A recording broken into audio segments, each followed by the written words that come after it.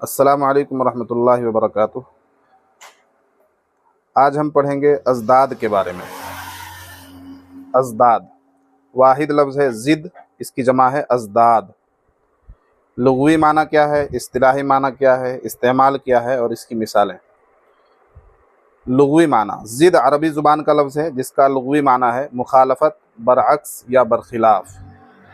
ازداد مخالف الفاظ یا متضاد چیزیں، یعنی جو بالکل ایک دوسرے کے الٹ ہو۔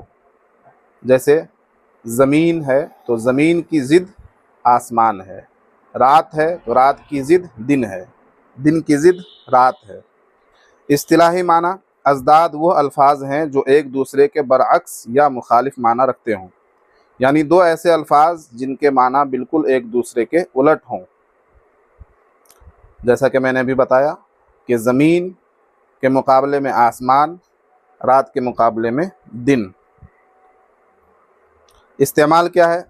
اردو، عربی اور دیگر زبانوں میں ازداد کا استعمال زبان کو خوبصورتی اور وسعت عطا کرتا ہے۔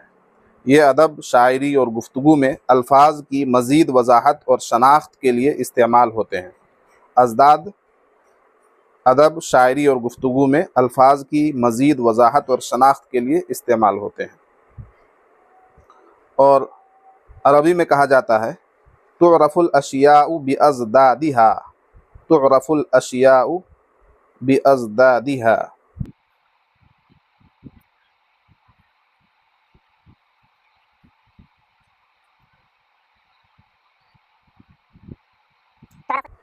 یعنی چیزیں جو ہیں وہ اپنے ازداد سے پہچانی جاتی ہیں، اپنی ضد سے پہچانی جاتی ہیں، اپنے الٹ معنی سے پہچانی جاتی ہیں۔ جیسے رات اس وقت تک سمجھ میں نہیں آئے گی جب تک دن کا تصور ہمارے ذہن میں نہ ہو۔ دن اگر کسی نے سمجھ لیا تو اس کے لیے رات کا سمجھنا بہت آسان ہے۔ جیسے روشن، روشن کی ضد ہے تاریک، روشن کی ضد تاریک۔ روشن مانے اجالا، تاریک مانے اندھیرا۔ زندگی کی ضد موت، زندگی مانے حیات، موت مانے وفات۔